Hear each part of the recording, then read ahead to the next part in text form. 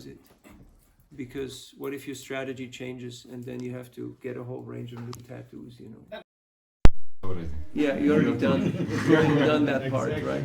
So it's time to move on. You don't have to do stuff that didn't work so well back then. It's okay to make new mistakes, but other points? Yes, Sadhu, our gentle giant.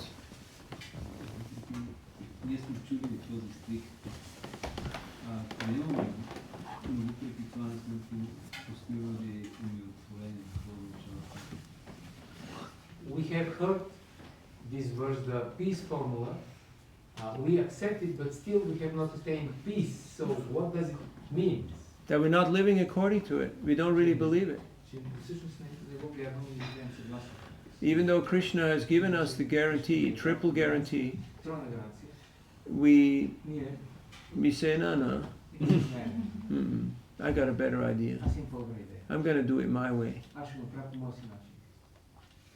So it's going to take time, and it's going to hurt a little more. Now we can do this the hard way, or we can do this the easy way. The choice is ours. Krishna rarely messes with our little free will. Rarely. Only when he sees that some devotee is so enthusiastic and so excited to do random acts of kindness and just spread bhakti, then Krishna says, okay, this will overrule this person's free will. But in general, everyone's just running according to the plan of the karmic spreadsheet. And you get exactly what you get. And you got to do what you got to do. Have you noticed how some people are working super hard and they're super smart and they can hardly survive? And other people, they're not the brightest and they're not working super hard, but they're making tons. Have you noticed? It's weird, isn't it? It's strange. So, sometimes we think that the source of my... Anyway, it's a different topic. I hope this gives you some indication. So why do I not believe Krishna?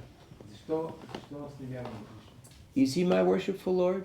Do I have full faith that Krishna has my best interest at heart? Or am I just another person who is looking for relief and salvation and a little bit of knowledge? Any reason to come to Krishna is a good enough reason. Some people used to come to temples to meet a girl or a boy, or to buy some drugs, or to get, free food or a free pair of shoes. There was a guide. Gita is the usual manual for the galaxy, but there was a guidebook for people to how to live on the cheap. How to live without money. And it said, if you need a pair of free shoes, go to the Hare Krishna temple. Funny, huh? And that guide, it says, is not for sale. You have to steal this book. I don't think it sold so well because people... Anyway. But you can't legislate faith. I can't tell you, you have to trust Krishna, or you have to trust Prabhupada, or you have to trust me or anybody. We choose where we repose our faith. That's an individual thing. That's why no one can tell you who your Diksha Guru is. Not your mentor, not your temple president, not your zonal supervisor or your GBC. You have to decide that for yourself. And if you don't, then at some day you will actually read these books and you will realize that you're being manipulated and you'll get upset. And that's exactly what's happening. So we have to understand our own philosophy. Otherwise we're not really authentic. We're not really doing what we're supposed to be doing. Other questions? Yes, Tulsi Prabhu. What would you advise someone who cannot finish his rounds, 16 rounds every day? Well, the first advice is finish them, you know, because the mind always says, oh, no, you know, it's too late, and you check your beads and there's 4 left, and you go like, oh yeah, I chanted those, you know, but that's not cool. Don't cut any corners, no shortcuts. I told you the story from Ghana. I was in Ghana, we went for a program, it was super hot, we chanted and danced, we were totally sweaty, we had a big van and a minibus. I was in the minibus behind. When we came back, and you have to understand, this is Africa. You bring out the drums, the whole city comes, you know. You bring out the drums and food and chanting, I mean the whole district shows up. It was massive. On the way back, the one who was driving the big bus, he went off the main road into the forest and took and I thought, he's probably trying to take a shortcut. That's why this is called the no shortcut story. And it got smaller and smaller, very bumpy. I thought, are we going to make it out of the jungle? All of a sudden we're back on a road, and all of a sudden, bang! A tire bursts. Everyone off the bus, you know, find the jack, pump it up, change the tire. Everyone's hungry, everyone's tired. It's 45 degrees, 100-degree humidity. You know what that means? It means you dry off, and before you can put on a shirt, you're again wet. You know, right? Yeah. Like every day of the week.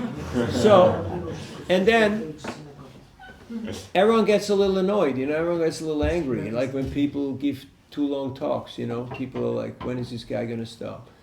Pretty soon, don't worry. So then, okay, everybody back on the bus, we start driving, and he goes really fast. He goes really fast because he's angry because he noticed that the people are angry with him. And so he starts speeding.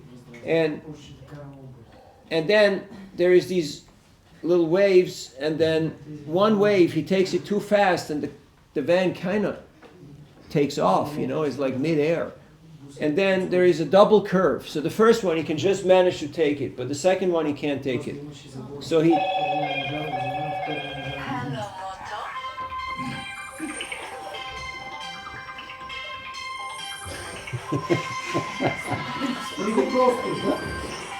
You need a bucket of water? I'm sorry. Bucket of water always works. Guarantee. So, the big bus, it flips over on the side. We're in the minibus behind. We're watching this, like right behind. And we're in the middle of an African village. There's people on the side of the road selling vegetables and fruits and kids, and it's a big village scene. And the bus goes crashing right into this marketplace. Do you like the story? Yes. Yeah? Sorry, time is up. I'm going to tell you the rest next time when I come. Is that okay? No. No. You want the rest of the story. Okay. So then, just before the inevitable disaster is supposed to happen, there's a big pile of construction bricks right there on the side of the road. And the bus just smashes right into them and pulverizes all those bricks. And we're in the back, we stop, we get out of the minivan, and we can't open the door because the van is lying on the door. So we have to kick open the glass, all glasses everywhere and people screaming. And so we open the back window and help people climb out. And people are bruised and they got scratches. No one's killed, no broken bones, no one's seriously hurt, just a few scratches. And the people all gather around and they say, "A miracle, a miracle, a miracle! Who are you? What are you?" Like that. The police came, they impounded the vehicle, but next day we got it back because it's Africa. So, what's the moral of the story? No shortcuts. Okay? Don't think that there is a quick fix. There's a cheap way how to get to where you want to go. No, there isn't. You have to go the distance. Sometimes there are emergencies. Sometimes it may just not happen. You have so much service to do, you didn't have time to eat, you didn't have time to sleep, and the day's over. Finish them the next day. Now I meet devotees who say, I got 5,000 unread emails, and I got, 639 rounds left to chant. You can work on those, or you can just say, this is not going to happen again. I start fresh from scratch, but I'm going to stick with it. I made a vow. I'm a gentleman. I should keep my vows. I should keep my agreements, right? So, then, many times we doubt, okay, how was the quality of my rounds? Not so great. Okay, let's chant some more. Huh? Don't be a minimalist. Prabhupada said minimum 16 rounds. Nikadashi, feel free to chant more. 25, 32, 64, 108. Huh? 192. Why not? Who's going to stop you? No one. 192 or 198? 92. 92. Okay. So, just chant more. And Krishna is not a religious fanatic. That's why I signed up with the Hare Krishnas. Because my God is not a religious fanatic. It's not like, on 12th of August, 1987, you missed 2 rounds. Back. You know that game when you hit the wrong spot and you go back to the beginning? Krishna is not like that. Nihabi kramanashasti pratyavaya navidete swalbhamapi sadharmasya trayate mahato bhaya. Krishna is very kind. And whatever, you take 1 step, Krishna takes 10 steps. And he's Urukrama. He's got big steps. So, don't think I'm endeavoring and I'm struggling and I'm not going anywhere. Krishna knows. He's in our heart. Krishna sees our effort. He sees our struggle. But Krishna is attracted to the devotion, to love. It's not an external thing. Oh, I did everything right. Yeah, but where's the bhav? What is my real intention? Why do I do what I do? Who do I want to impress? What's my motive? Motive is crucial. Attitude is everything. If you don't believe it, buy the t-shirt. Right? Okay? Other questions? It's 7:30. This is supposed to be a short class. If you have any topic, now is the time, because this is the last rounds, and we're out of here. I have one more. Go ahead. Do we have Hare Krishna? Do we have to be always scared and with attention in the devotional process, not to be just easy going, happy? Scared is the wrong word. You should be vigilant. You should be careful. Yeah. Scared, not paranoid scared, because fear-based religion only works for a few people. Thinking people don't subscribe to fear-based religion. Because fear is not a good motivator. But Prabhupada said there's one problem with you Westerners, you're not afraid of Maya. So we should have, there's healthy fear and there's unhealthy fear. Unhealthy fear is like, can I get out of bed? Can I get out of the house? Maybe I should just dig a hole in the garden and roll in it. It's like people are afraid that the sky's going to fall on their heads. You know what I mean? You give them a glass of water and they say, what's in it? Where's it coming from? People who have an unhealthy obsession with healthy living? You know a few of them, right? That can kill you. So, but a healthy fear, as in, I'm vigilant. I know, this is Krishna's Maya. It's his potency.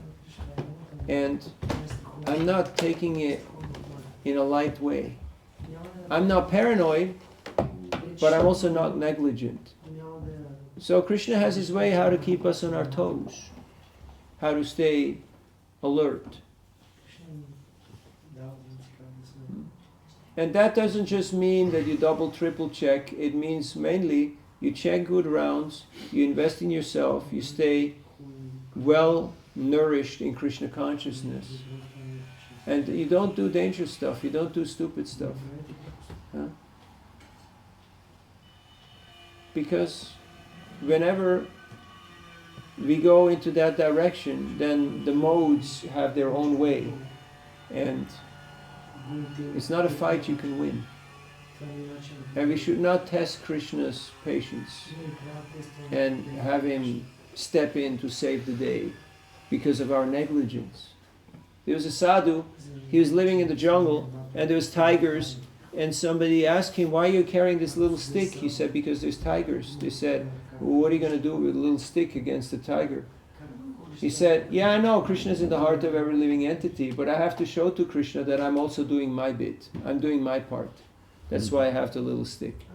You know, just as a reminder, not to take Krishna's protection for granted. Yeah, it might be okay 99 times, but then, boom, you get hit, you know. And then we start screaming, yelling, blaming, accusing. Oh, but that's not Krishna consciousness. Yes, last point. From where the dangerous stuff starts. From where the dangerous stuff, you said you don't do dangerous stuff, like from eating karmic grains and lower than that, or from what can be. You know, you should not give Maya a quarter inch. It starts with little things. As you know, Maya is one click away. One click. One click, and you're way out of ballpark. And no matter what it is, it may be Monday news, it may be whatever it might be, but one thing leads to another. That's why if you deviate a little bit and then you go further down the road, then all of a sudden you're way out in the swamp with the alligators. And it's not a fight that you can win. So, again, we don't have to be paranoid, but we have to understand how this world works. But because we don't, and we didn't read the fine print when we signed up for this expedition, so now we are, trying to negotiate our way, and it doesn't work that way, because we're not the ones who make the rules. We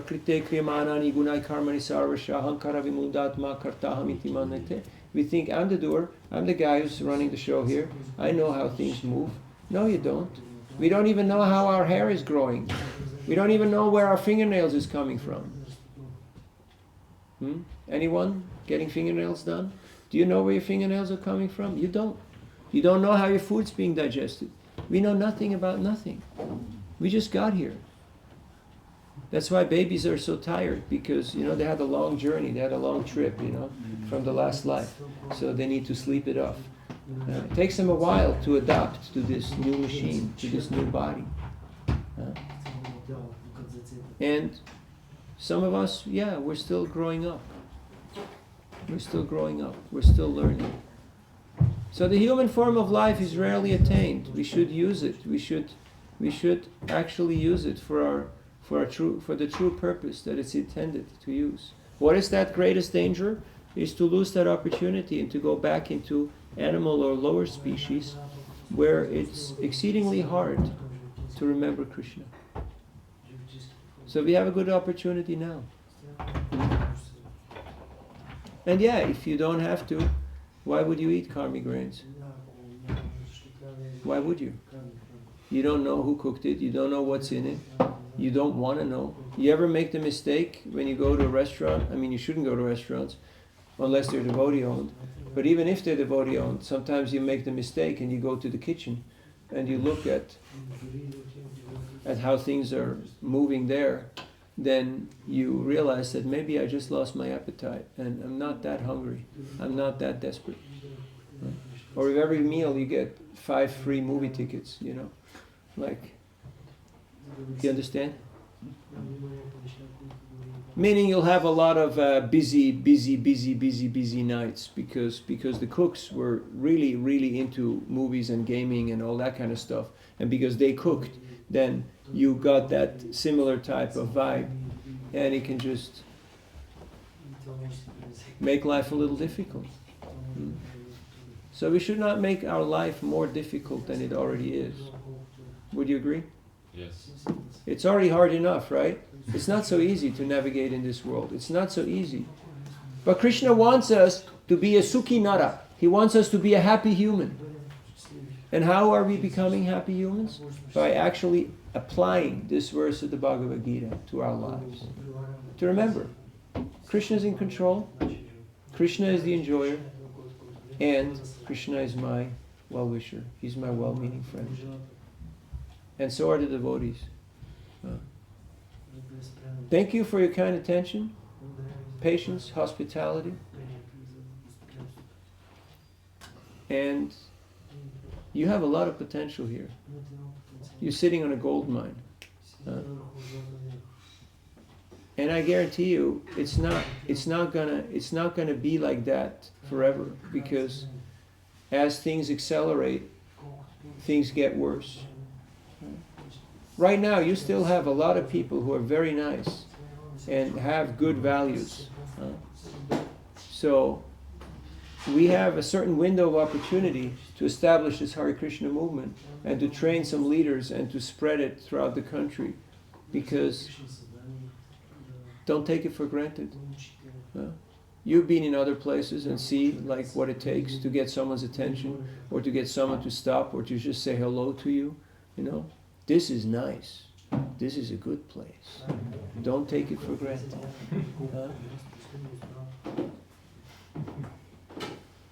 And yeah, there are always challenges, there are always obstacles, but we can see them either as, you know, as an obstacle or as an opportunity.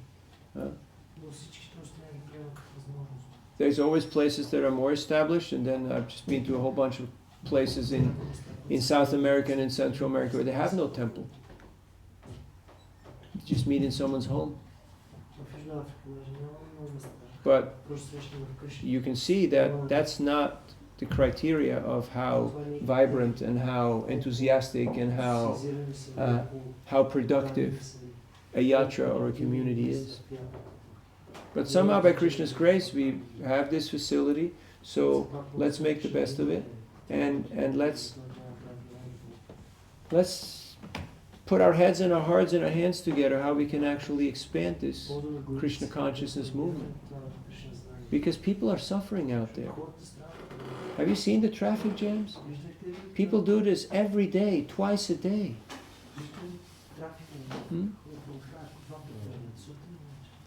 And they call this normal. Normal. You have to be running around like a mad dog for 12 hours a day just to have a roof over your head and some bread. It's not normal. It's substandard. It's subhuman. Formerly people would live on the field and the land, and you know, they grow and then they're busy and then they rest. It's winter, you know, and then again they plant and they grow, and you know, simple life. I'm not advocating barn ashram. You have to go back to the barn and all live off the land, but we can all simplify our lives a little bit, outsource some things, and delegate some things. Just make your life a little more simple.